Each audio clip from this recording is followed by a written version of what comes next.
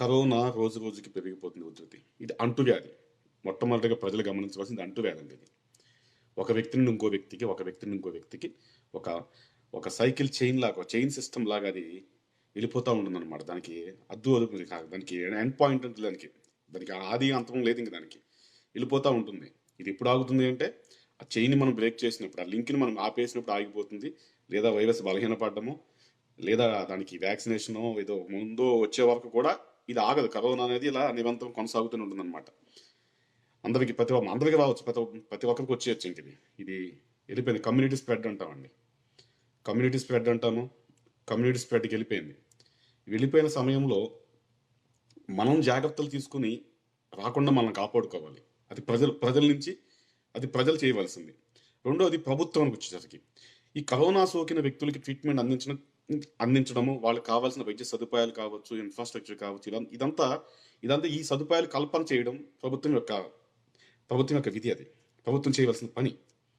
ఈరోజు మన రాష్ట్ర ప్రభుత్వంలో ప్రజలంటే ఏమని చెప్పండి, ప్రజలకి అంటించేసుకున్నారు. ప్రజలు మనం ఏం చేయలేం, అంటించేసుకున్నారు, అది వెళ్ళిపోతా ఉంది. ఇక ప్రజలు వాళ్ళకి వాళ్ళు కళ్ళు తెలుసుకుని దీన్ని ఎలా మనం అరికట్టాలి, దీన్ని ఎలా మనకు రాకుండా ఆపుకోవాలని చెప్పేసి ప్రజలు స్వీయ నియంత్రణ చర్యలు పాటించాలి.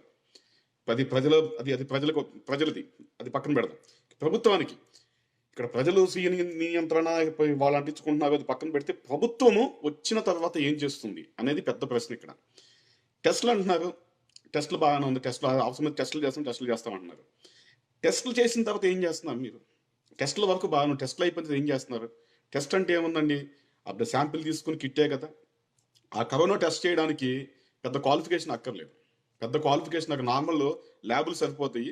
ల్యాబులు సరిపోకపోయినా సరే తాత్కాలికంగా ఆ ల్యాబుల్లో ఉన్న వాళ్ళకి, లేదా అది ఎవరైతే స్టూడెంట్స్కి వాళ్ళకి ట్రైనింగ్ ఇచ్చి కూడా మన టెస్టులు చేయొచ్చండి.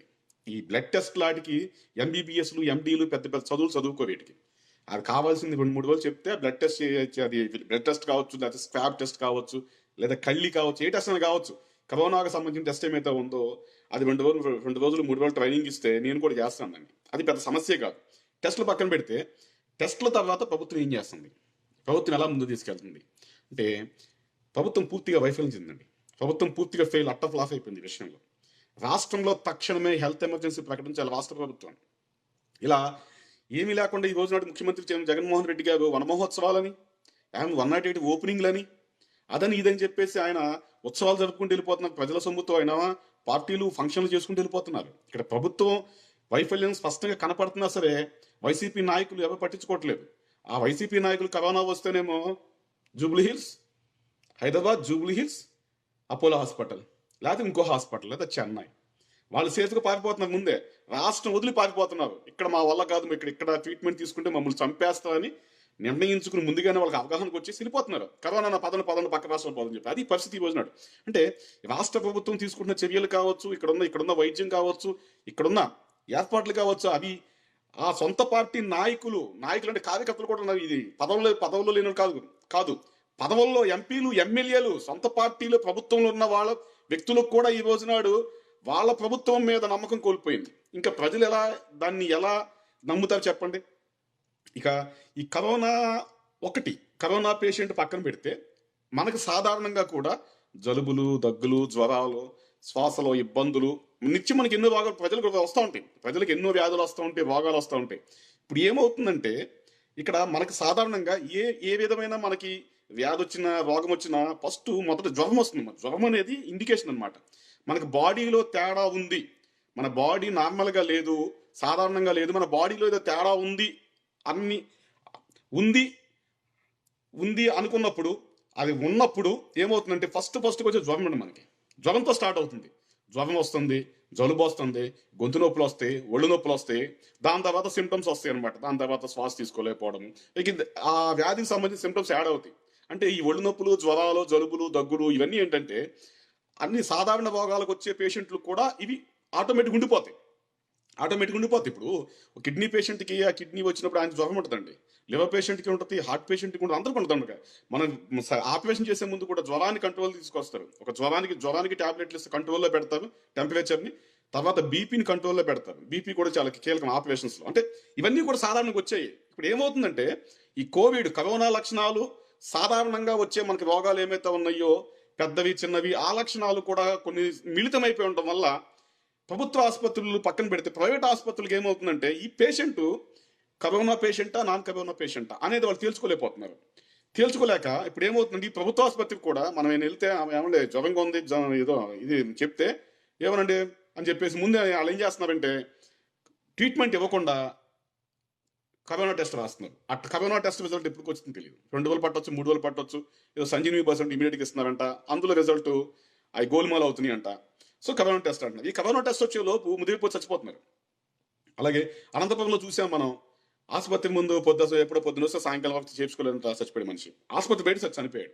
అంటే ఇక్కడ టెస్ట్లు వచ్చి వెయిట్ చేసే వరకు, ఆ టెస్ట్ రిజల్ట్ వచ్చే వరకు చూడకుండా ఆ రోగిని వెంటనే ఆసుపత్రిలో జాయిన్ చేసుకుని, ప్రైవేట్ ఆసుపత్రి కావచ్చు, ప్రభుత్వ ఆసుపత్రి కావచ్చు, ఏ ఆసుపత్రి వెంటనే జాయిన్ చేసుకుని అతనికి కరోనా ఉందేమో, కరోనా ఉందేమో కదా, కరోనా ఉంది అనుకునే డాక్టర్లు పీపీ సూట్లు అన్నీ చేసుకుని అతనికి కరోనా, ఇప్పుడు కరోనాకి ప్రత్యేకంగా వైద్యాలు మనకి మెడిసిన్స్ ఏం లేవు. ఆ జ్వరాన్ని తగ్గిస్తాకి మనం ఇస్తాం, జ్వరాన్ని తగ్గించడానికి, ఇమ్యూనిటీ పెంచడానికి యాంటీబయాటిక్స్ ఇవే ఇచ్చేది. అవి ఇచ్చుకుంటూనే అవి ఇవ్వడం వల్ల రోగికి ఎటువంటి నష్టం లేదు. అవి అవి అవి ఆ రోగికి ఇచ్చి కరోనాకు సంబంధించిన ట్రీట్మెంట్ కొనసాగిస్తూనే అతను ఏ సిమ్టమ్స్తో వచ్చాడో, అతని రోగ లక్షణాలు ఏమున్నాయో వాటికి కూడా ట్రీట్మెంట్ చేసుకుంటూ వెళ్తే ఆ రోగి బతుకుతాడు. ఈ రోజు నాడు కరోనా సర్టిఫికేట్ వచ్చే వరకు కూడా ఏ ప్రభుత్వ ఆసుపత్రి జాయిన్ చేసుకోవట్లేదు, ఏ ప్రైవేట్ ఆసుపత్రి కూడా జాయిన్ చేసుకోవట్లేదు. కానీ ఇక్కడ ఏమవుతుందంటే రోగికి ముదిరిపోతుంది లోపల. కొంతమందిలో ఈ కరోనాలో నేను గమనించింది మిత్రులతో మాట్లాడింది, కొంతమంది డాక్టర్లతో మాట్లాడింది, ఇందులో చాలా వేరియేషన్స్ ఉన్నాయి, చాలా రకాలు ఉన్నాయంట. కొన్ని రకాలు ఏంటంటే 10 రోజులు 15 రోజులు మనిషిని చంపట్లేదు. కానీ కొన్ని రకాలు 2-3 రోజుల్లోనే మనిషిని చాలా క్విక్ అండి, అది చాలా ఫాస్ట్గా. ఈరోజు జ్వరంగా ఉంది, ఏదో జ్వరం వచ్చింది, నార్మల్ ఫీవర్ అనుకుని ఏదైనా ట్యాబ్లెట్లు వేసుకుంటున్నారు, రేపు కొద్దిగా ఎక్కువ అవుతుంది, ఆ 3వ రోజులు హాస్పిటల్కి వెళ్దాం అనుకుంటున్నా, 4 రోజులు చచ్చిపోతున్నారు. హాస్పిటల్కి వెళ్ళి జ్వరం అని చెప్పేసి గొంతు నొప్పి అని చెప్పిస్తే వాళ్ళు టెస్ట్ తీసుకుంటున్నారు, 4వ రోజు నాడు సీరియస్ అవుతుంది, హాస్పిటల్కి వెళ్తే టెస్ట్ రిజల్ట్ రాలేదు, వచ్చిందో జాయిన్ చేసుకుంటాం అంటున్నారు, చచ్చిపోతున్నాడు. అంటే ఈ కరోనాలో కూడా మరి అది వేరియేషన్స్ ఉన్నాయో లేకపోతే మనిషి యొక్క బాడీ శరీర తత్వమో తెలియదు, కానీ కొంతమందిలో చాలా ఇమీడియట్గా, చాలా ఫాస్ట్గా క్విక్ రియాక్షన్ ఉంటుంది కరోనాకి. కొంతమందిలో చాలా స్లో రియాక్షన్ ఉంటుంది. ఇక్కడ మనకి మరి స్లో రియాక్షన్ ఉన్న పేషెంట్ పర్లేదు, మరి క్విక్ రియాక్షన్ వెంటనే స్పందన వచ్చి వెంటనే ముదిరిపోయే పేషెంట్ పరిస్థితి ఏంటి, చనిపోతున్నారండి. చాలా మరణాలు కూడా ఈ రోజు నాడు కరోనా మండలం మనం తీసుకుంటే వైద్యం అందక చనిపోతున్నారు. మనం గుర్తుపెట్టుకోవాల్సింది, వైద్యం చేసి కరోనా తగ్గక చనిపోవడం కాదు, వైద్యం అందక, సకాలంలో వైద్యం అందక కరోనా ముదిరిపోయి ఈరోజు చాలా మంది చనిపోతున్నారు. ఈరోజు చనిపోయే కేసుల్లో అత్యధిక కేసులు అవే కేసులు, వైద్యం అందకే. వైద్యం అందిందనుకోండి, వైద్యం చేసి మనం వెంటిలేటర్ మీద పెట్టి 4 రోజులు 3 రోజులు ఎంతో కొంత ప్రయత్నం చేస్తే యాంటీబయాటిక్స్కి రెస్పాండ్ అయ్యి, లేకపోతే ఇమ్యూనిటీ సిస్టమ్, మనకి ఇమ్యూనిటీ బూస్టర్స్, విటమిన్లు వీటికి రెస్పాండ్ అయ్యి రోగి కోలుకునే అవకాశం ఉంది. కానీ ట్రీట్మెంటే లేకపోతే రోగి ఎలా కోలుకుంటాడు? అలాగే ఇప్పుడు మన మిత్రులు పెట్టారు తూర్పుగోదావరి జిల్లాలో, పొద్దుస్తమానం తిరుగుతూనే ఉన్నారంట. ఇప్పుడు శ్వాసలో ఇబ్బంది, ఊపిరి తీసుకోవడం కష్టం అవుతుంది, ఈ హాస్పిటల్కి వెళ్ళండి, ఆ హాస్పిటల్కి వెళ్ళండి, ఈ కోవిడ్ టెస్ట్ చేయించండి, ఎక్స్రేలు అంట, మళ్ళీ ఈసీజీ చేయించండి, ఇంకో ఎక్స్రే చేయించండి, రకరకాల 2-3 ఎక్స్రేలు తీపిచ్చి, స్కానింగ్లు తీపిచ్చి పొద్దున్న సాయంకాలం వరకు అంబులెన్స్లో తిరుగుతూనే ఉన్నారంట. పేషెంట్ తీసుకుని చనిపోయింది, అంబులెన్స్ చనిపోయింది, మనిషి అక్కడ చనిపోయింది. అంటే మనం ఇక్కడ గమనించవలసింది, ఫస్ట్ ఆసుపత్రిలో చేర్చుకుని వైద్యం ట్రీట్మెంట్ స్టార్ట్ చేసుకుంటూ ఆ ఎక్స్రేల స్కానింగ్లో తీసుకుని కరోనా ఉంది అనుకునే ఆ కరోనా ట్రీట్మెంట్తో పాటు ఏమైతే శ్వాసకు సంబంధించి ఏమేమి ట్రీట్మెంట్ ఇస్తారో, ఊపిరి తీసుకోకపోవడానికి ఏమైతే ట్రీట్మెంట్ ఉందో ఆ ట్రీట్మెంట్ ప్రభుత్వ ఆసుపత్రి కావచ్చు, ప్రైవేట్ ఆసుపత్రి కావచ్చు చేయాలి. ఇలా ఈ ఆసుపత్రికి వెళ్ళండి, ఆ ఆసుపత్రికి వెళ్ళండి, ఎక్కడికి వెళ్ళండి, అక్కడికి వెళ్ళండి అంటే ఈ ఎక్కడికి వెళ్ళి మనిషి చచ్చిపోతున్నాడు కదా, మనిషి ఒక 4-5 రోజులు బతికే, ఆయనకి ఒంట్లో ఓపుకున్నప్పుడు పర్లేదు, అక్కడ తిరుగుతాడు అటు ఇటు. మనిషికి లేదు కదా, మనిషి వస్తున్నప్పుడే ప్రాణాపాయంతో కొట్టుకుంటూ హాస్పిటల్ తీసుకొస్తే అసలు గాలి తీసుకోలేక అనే స్టేజ్లో మనిషి వచ్చినప్పుడు, అసలు గాలి ఆడినప్పుడు ముక్కులో గాలి లేదు, నోట్లో గాలి లేదు, నోటితోనే హా అని మనిషిని గుండెని ఆడిస్తున్నప్పుడు, మనిషి ఊపిరితో ఆడిస్తున్నప్పుడు మీరు అది ఎక్కడికి వెళ్ళిరా ఈ టెస్ట్ చేయించు, ఆ టెస్ట్ చేయించు, మా ఆసుపత్రిలో జాయిన్ చేసుకోవట్లేదు. ఇటు ప్రభుత్వ ఆసుపత్రికి వెళ్తేనేమో కరోనా టెస్ట్ పాజిటివ్ కావాలండి, వస్తే మేము జాయిన్ చేసుకుంటాం అంటారు. ఇంకో చాటుకి వెళ్తేనేమో స్కానింగ్ తీయాలంటారు. అంటే ఇక్కడ పరిస్థితి చాలా అధ్వానంగా ఉంది. ఇక్కడ మొత్తం వ్యవస్థలు కంప్లీట్గా ఫెయిల్ అయిపోయాయి. అటు ప్రైవేట్ ఆసుపత్రులు ఏమో తప్పించకుండా ప్రయత్నం చేస్తున్నారు వాళ్ళు. ఎందుకంటే ఇప్పుడు ప్రభుత్వ ఆసుపత్రులు ఏంటి, ఆల్రెడీ పేషెంట్లు ఉన్నారు, వాళ్ళు చాలు, ఎక్కువ పేషెంట్లు తీసుకుని కరోనా తీసుకుని వాళ్ళకి ఎందుకు చెప్పండి, వాళ్ళకి అక్కర్లేదు. ప్రభుత్వ ఆసుపత్రులు మనకు తెలుసు కదా, బెడ్లు ఉండవు, సరిపడా డాక్టర్లు ఉండవు, వసతులు ఉండవు, బాతులు ఉండవు. అసలు ప్రభుత్వ ఆసుపత్రి అంటే నరకం తెలుసు కదా మనకి, నరకం. ఆ నరకానికి జివాస్ కాదు ప్రభుత్వ ఆసుపత్రి ఈరోజు. ఇప్పుడు కాదు, ఎప్పటి నుంచో ఉంది వ్యవస్థ, ఎప్పటి నుంచి అలా తగలడిపోయింది. రోజు రోజుకి ప్రభుత్వ ఆసుపత్రి వ్యవస్థని రోజు రోజుకి దిగజావి ఈ రోజు ఈ పరిస్థితికి వచ్చింది. కానీ ప్రజలకు తెలుసది, ప్రజలకు తెలిసిన ఓటేసేటప్పుడు మాత్రం గుర్తుపెట్టుకోరు. అవే మన ప్రభుత్వ ఆసుపత్రులు దిగజారిపోయినాయి కదా, ఎవరిని వీటిని బాగు చేస్తే బాగుంటుంది, రేపు పొద్దున మనకి ఏది ఇటువంటి కరోనా లాంటివి వచ్చినప్పుడు రేపు పొద్దున భవిష్యత్తులో ప్రాణాలు కాపాడుకుంటామని చెప్పేసి ఓటు పట్టణ నొక్కేటప్పుడు మాత్రం ఈ ప్రజలకి ఏ సమస్య గుర్తుకు రాదండి. రాజకీయం పక్కన పెడతాం, అప్పుడు అసలు గుర్తు రాదు. కానీ ఇప్పుడు మాత్రం అన్ని గుర్తుకొచ్చేస్తాయి. ఆ వ్యవస్థ బాగోవాలి, ఈ వ్యవస్థ, ఏ వ్యవస్థ బాగోదు, ఎవరు చేయడు, ఎవరు చేస్తున్నాడా, ఎవడు చేయడు, ఏ వ్యవస్థ బాగోదు, మనం చేసుకోవాలి. అందుకే మన రాజ్యాంగం ఓటు కల్పించింది చేసేవాడికి అధికారం అని చెప్పేసి. కానీ వాళ్ళకే వాళ్ళ మాటలని, మాయ మాటలని మభ్యపెట్టి వేసుకుపోయి ఓటుకు డబ్బులు తీసుకుని రకరకాల కారణాలతో కులం చూసి, మతం, అది ఇది ఎన్ని దరిద్రాలు ఉన్నాయి, అన్ని దరిద్రాలకి బానిసలైపోయి ప్రజలు అన్ని దరిద్రాలకి అలవాటు పడిపోయి ఓటేసేస్తున్నారు. రాజకీయాన్ని పక్కన పెడతాం. ఈరోజు ప్రభుత్వ ఆసుపత్రులు యంత్రాంగం కరెక్ట్గా పనిచేస్తే ఒక పేషెంట్ పొద్దున్న సాయంకాలం వరకు కూడా 4-5 ప్రైవేట్ హాస్పిటల్ తిరిగి టెస్టులు చేసుకోవాలి. చెప్పండి, రండి లోపల పెట్టండి ట్రీట్మెంట్ ఏంటి, కరోనా లక్షణాలు ఉన్నాయి, ఇంకేం లక్షణాలు ఉన్నాయా, ఒకే సైడ్ ముందు కరోనా ట్రీట్మెంట్ మొదలెట్టండి, నెక్స్ట్ లక్షణాలకు సంబంధించిన ట్రీట్మెంట్ మొదలెట్టండి. పేషెంట్ పాస్ట్ హిస్టరీ ఏంటి, ఇంత మునిపేమైనా ఉందా, ఇంత మునిపేమైనా ఊపిరితిత్తుల సమస్య ఉందా, శ్వాస తీసుకోవాలి ఇబ్బందులు ఉన్నాయా, తీసుకురండి చెప్పండి అని చెప్పేసి వెంటనే టపా ఓకే ఇతనికి corona suspected plus already long term problem ఉంది అని చెప్పి ట్రీట్మెంట్ మొదలెడితే బతుకుతాడండి పేషెంట్, బతుకుతాడు. కానీ లేదు, ఇక్కడ మొత్తం వైద్య వ్యవస్థ కుప్పకూలిపోయింది. ఆంధ్రప్రదేశ్ రాష్ట్రంలో రాష్ట్ర ప్రభుత్వం తక్షణమే హెల్త్ ఎమర్జెన్సీ ప్రకటించాలి. అవసరమైతే గుడారాలేయండి, తాత్కాలికంగా బెడ్లు పెంచండి. స్కూల్స్ ఉన్నాయి, కాలేజీలు ఉన్నాయి, కళ్యాణ మండపాలు ఉన్నాయి, ఆఖరికి సినిమా హాళ్లు కూడా ఉన్నాయి. తాత్కాలికంగా అక్కడ బెడ్లు వేయండి, బాత్రూమ్లు కట్టించండి, వాళ్ళ ఇన్ఫ్రాస్ట్రక్చర్ ఏమైతే కావాలో మొత్తం పెట్టండి, మంచినీటి సదుపాయం, వేడి నీటి సదుపాయం, మొత్తం ఒక వ్యవస్థ నిర్మించండి. దీనికి వేల కోట్లు, లక్షల కోట్లు కావండి. జగన్మోహన్ రెడ్డి గారు ఇప్పుడు ఒక పథకానికి 10,000 వేసామా, 5,000 వేసామా లెక్కలు పెట్టుకోవడం కాదండి. ఇప్పుడు కావాల్సింది, ఇప్పుడు అవసరం లేనప్పుడు ప్రజలకు డబ్బు కాదండి. ఇప్పుడు నిజంగా ప్రజలకి ప్రభుత్వ సాయం ఇప్పుడు కావాలి. ఎందుకంటే ప్రాణం పోయే పరిస్థితి ఉంది కాబట్టి ప్రభుత్వ సాయం వాళ్ళకి కావాలి, డబ్బు కాదు. వాళ్ళ ప్రాణాలను కాపాడండి. మనకు విస్తారంగా కాలేజీలు ఉన్నాయండి, స్కూళ్ళు ఉన్నాయండి, కళ్యాణ మండపాలు ఉన్నాయి, సినిమా హాళ్ళు ఉన్నాయి, ఎన్నో ఉన్నాయి. ఆ ఊళ్ళో ఏమీ లేనప్పుడు కూడా ఒక గ్రౌండ్లో గుడారం వేయండి, పెద్ద గుడారం వేయండి. ఇప్పుడున్న టెక్నాలజీలో ఒక రాత్రి మనం వెహికల్ షెడ్ కూడా వేసేయచ్చండి. ఏమని చెప్పండి, పోలు పాతి వేసేస్తారు, 2 రోజులు బెడ్లు తీసుకొచ్చి వేసేయచ్చు. అంటే ఏంటి, చెయ్యండి. అలాగే హెల్త్ వాలంటీర్స్ నిర్మించుకోండి. రాష్ట్ర వ్యాప్తంగా ఒక 5 లక్షల మందిని నిర్మించుకోండి, సామాన్య ప్రజల్ని. మా జనసేన పార్టీ వాళ్ళు సిద్ధంగా ఉన్నారు చేయడానికి. సోషల్ సర్వీస్ నియమించుకోండి, తప్పేం లేదు. ఒక 5 లక్షల మంది హెల్త్ వాలంటీర్స్ నియమించుకోండి. వాళ్ళు ప్రతి పేషెంట్ చూస్తారు, చాలా గమనిస్తారు, కేర్ తీసుకుంటారు. ఇక్కడ కరోనాకు వచ్చేటప్పటికి కరోనా ముదిరిన పేషెంట్లకు మాత్రం, బాగా తీవ్రంగా ఉన్న పేషెంట్లకు మాత్రమే డాక్టర్ పర్యవేక్షణ ఉండాలి. దానికి సంబంధించిన లంగ్స్ ఇదంతా చూసుకోవడానికి.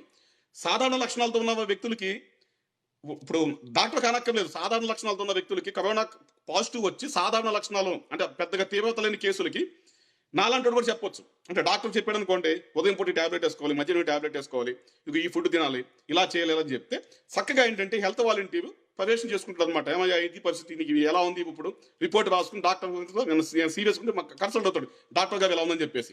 అంటే హెల్త్ వాలంటీర్స్ కూడా చాలా కీలకం ఈ రోజునాడు.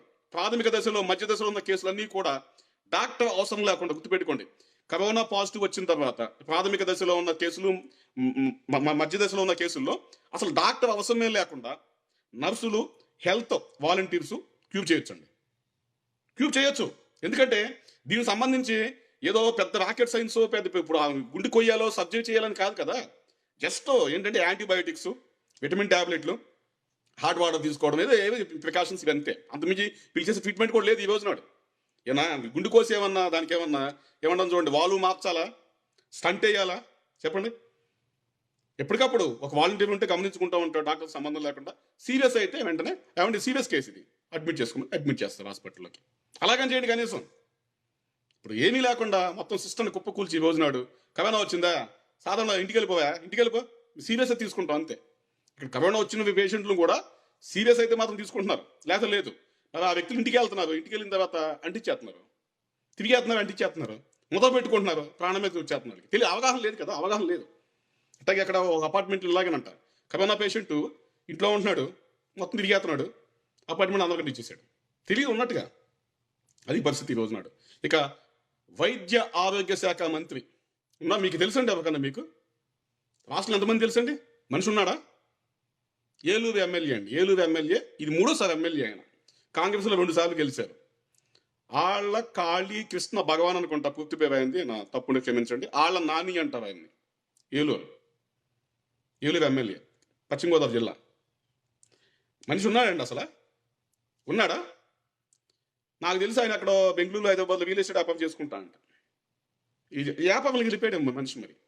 మనం ఇది కూడా గమనించుకోవాలండి. అర్హత లేని వ్యక్తులకి అధికారం అప్పచెప్పి అందలం ఎక్కిస్తే జరుగుతుంది. అర్హత లేని వ్యక్తికి అధికారం అప్పచెప్పి అందలం ఎక్కిస్తే ఏం జరుగుతుంది? ఈ కరోనా ఈ రోజు నాడు. అసలు వైద్య ఆరోగ్య శాఖకు సంబంధించి ఒక అనుభవం ఉన్న డాక్టర్ ఉండాలి, తనకు తెలియాలి. ఆయన డాక్టర్ కాదు. ఇప్పటివరకు మన సాంప్రదాయంగా ఇంతకుముందు ప్రభుత్వాలు కూడా వైద్య ఆరోగ్య శాఖ అనగానే ఒక డాక్టర్కి ఇచ్చేవాళ్ళండి. ఒక డాక్టర్కి ఇస్తే ఏమవుతుంది, కనీసం అవగాహన ఉంటుంది ఆయనకి. ఒక బీపీ అంటే ఏంటి, అసలు బీపీ అంటే ఎలా వస్తుంది, ఇవన్నీ ఏంటి, షుగర్ అంటే ఏంటి, ఆ లెవెల్స్ ఏంటి, ఒక ఆరోగ్యం ఏంటి, ఒక బాడీ స్ట్రక్చర్ ఏంటి అనేది ఒక సామాన్యుడికి, నాలంటోడు నీలంటోడు కాకుండా ఒక డాక్టర్ కంటే ఒక అవగాహన ఉంటుంది. అటువంటి వ్యక్తులు ఆ రంగంలో ఉంటే వాళ్ళు కనీసం ఇటువంటి వచ్చినప్పుడు ఒక అవగాహన ఉండి వాళ్ళు సమర్థవంతంగా పనిచేస్తారు. మరి ఈరోజు రాష్ట్రంలో ఏది? ఆయన ఆరోగ్య శాఖ మంత్రి అండి. ఏమైనా ఉందండి అంటే ఎవరికి పడితే వాళ్ళకి ఇచ్చుకుంటే అయిపోయింది. జగన్మోహన్ రెడ్డి గారు సీఎం కాబట్టి ఆయనకి అధికారం ఉంది కాబట్టి ఎవరికి పడితే వాళ్ళకి అర్హత ఉందా లేదా, ఫిట్టా అన్ఫిట్టా సంబంధం లేదు. ఇదిగో ఈ నాని, వాళ్ళ కాళీకృష్ణ భగవాన్, ఈ నాని అనే వ్యక్తి, వాళ్ళ నాని నేను తిట్టమన్నప్పుడు తిడతాడు పవన్ కళ్యాణ్ని, నేను తిట్టమని చంద్రబాబుని తిడతాడు, నాకు చాలు. అందుకే ఆయన మినిస్టర్. అది కూడా కీలకమైన వైద్య ఆరోగ్య శాఖ. ఎంత దారుణం అండి ఇది, ఎంత దారుణం అండి. అయ్యా నాని గారు, రాష్ట్రంలోకి రండి సార్, రాష్ట్రంలో పర్యటన చేయాలి మీరు. ఈ పక్క నుంచి అక్కడ ఇచ్చాపురం నుండి రాష్ట్రంలో కుప్పం వరకు మీరు తిరగాలండి. ఎలాంటి ప్రజల్లో ఉండండి, మీరు ఉండాలి ప్రజల్లో, తిరగండి, మొత్తం పర్యవేక్షణ చేయండి. అసలు అధ్వానంగా ఉన్న పరిస్థితి ఈ రోజునాడు. అది మీ శాఖ, అది మీ శాఖ, మీ మంత్రిగా ఉన్నారు. ఇక మంత్రి అంటే అలంకారం కాదండి. మంత్రి అంటే అలంకారం కాదు, పదవి. మీ వ్యాపారం చేసుకోవడం కాదు. మీ ఇంతకుముందు ఎలా ఉన్నా సరే ఇప్పుడున్న పరిస్థితుల్లో మీ అవసరం ప్రజలకి చాలా ఉంది. మీ అనడం కన్నా మీ మంత్రి కాబట్టి, మీ మంత్రి పదవి, మీ మంత్రి అవసరం చాలా ఉంది ఈ రోజునాడు. ప్రజల్లోకి వెళ్ళండి, ప్రజల్లోకి వెళ్ళి చూడండి సార్. అవన్నీ కూడా దయచేసి ప్రజలు చంపమాకండి. మీకు ఓటేసిన పాపని చెప్పే కదండి, వాళ్ళకుండే అష్ట దరిద్రాల్లాగా ఎన్నో దరిద్రాలని, ఓటేయడానికి ఎన్నో దరిద్రాలు ఉన్నాయి. ఏదో ఒక దరిద్రంతో వాళ్ళు మీకు ఓటెత్తే, ఏదో ఒక బలహీనతోనో ఏదో కారణంతో మీకు ఓటెత్తే వాళ్ళ ప్రాణం తీసేస్తారా? వాళ్ళ ప్రాణం తీసేస్తారు మీరు. ఇంకా దయచేసి వేడుకుంటున్నాను సార్ మిమ్మల్ని, వెళ్ళండి. అలాగే ముఖ్యమంత్రి జగన్మోహన్ రెడ్డికి వేడుకుంటున్నాను, అయ్యా జగన్మోహన్ రెడ్డి గారు హెల్త్ ఎమర్జెన్సీ ప్రకటించండి సార్. మీ మంత్రులందరినీ, ఎమ్మెల్యేలందరినీ దింపండి, రంగంలో దింపండి, ఎంపీలను దింపండి. మా పెడన ఎమ్మెల్యే ఉండాలి అందుబాటులో, 4 మండలాల్లో అందుబాటులో ఉండాలి మనిషి, ఫోన్కి అందుబాటులో ఉండాలి, మొత్తం వ్యవస్థ పనిచేయాలి. ఎక్కడ ఏమున్నా ముందు ఆయన రావాలి. దింపండి పెడన ఎమ్మెల్యే, మచిలీపట్నం ఎమ్మెల్యే, పక్కన పామర్ ఎమ్మెల్యే, మొత్తం రాష్ట్రంలో ఉన్న 175 ఎమ్మెల్యేలు కూడా తక్షణం అందుబాటులో ఉండాలి. ఇక్కడ తెనాల్లో పీపీ కిట్లు లేవంట. ఎమ్మెల్యే ఏం చేస్తున్నారు? తెనాల ఎమ్మెల్యే వైసీపీ ఎమ్మెల్యే కదా, ఇప్పుడు ప్రతిపక్ష ఎమ్మెల్యే అంటే మీరు పట్టించుకోరు, సంబంధం లేదు మీకు. తెనాల్లో ఉన్నాడు వైసీపీ ఎమ్మెల్యే, ఏం చేస్తున్నాడు? ప్రభుత్వ ఆసుపత్రిలో పీపీ కిట్లు లేవు, బాధ్యత లేదా? తెనాలి ఎంపీ ఏం చేస్తున్నాడు? ఆయనకి బాధ్యత లేదా? ఎవడు బాధ్యత తీసుకుంటుంది దానికి బాధ్యత ఎవరు తీసుకుంటారు? చనిపోయే పేషెంట్ల, చనిపోతున్న డాక్టర్ల, నర్సుల, కనీసం వాళ్ళకి బేసిక్ ఇన్ఫ్రాస్ట్రక్చర్, ఆసుపత్రికి కావాల్సిన బేసిక్ ఇన్ఫ్రాస్ట్రక్చర్ వాళ్ళకి ఇస్తే, ఆ నర్సులకి డాక్టర్కి ఇస్తే వైద్యం చేస్తారు. ముందాడు వైద్యం చేయలేని పరిస్థితి పాపం వాళ్ళది, వాళ్ళకి వైద్యం చేయలేని పరిస్థితి. రేపు పొద్దున ఏమంటారంటే, ఇప్పుడు ప్రశ్నించిన వ్యక్తులు ఎవరు ఉన్నారు ఆ డాక్టర్ని, పిచ్చోళ్ళు వీళ్ళు, మానసికంగా బాలని చెప్పేసి ఒక పిచ్చి ముద్ర వేసి పిచ్చి ఆసుపత్రులు పెడతారు అంతే. ప్రభుత్వాన్ని ప్రశ్నిస్తాడు పిచ్చోడండి. ప్రభుత్వాన్ని ప్రశ్నించావా? ఇది ప్రభుత్వ ఉద్యోగులు, ముఖ్యంగా ప్రభుత్వ ఉద్యోగం చేస్తూ ప్రభుత్వాన్ని ప్రశ్నించావా, ప్రభుత్వంలో తప్పులు ఎత్తు చూపావా, అంతే అయిపోయింది. సస్పెండ్, పిచ్చోడు, పిచ్చి ఆసుపత్రులు పెడతారు, ఓ ముద్ర వేస్తారు. ముద్ర వేసిన తర్వాత ఆ ఉద్యోగం పోతున్నప్పుడు వాళ్ళు భయపడిపోయి, ముఖ్యమంత్రి జగన్మోహన్ రెడ్డి దేవుడు అండి, దేవుడు మేమేదో బాధలో చెప్పామని చెప్పేసి వాళ్ళు చెప్తారండి.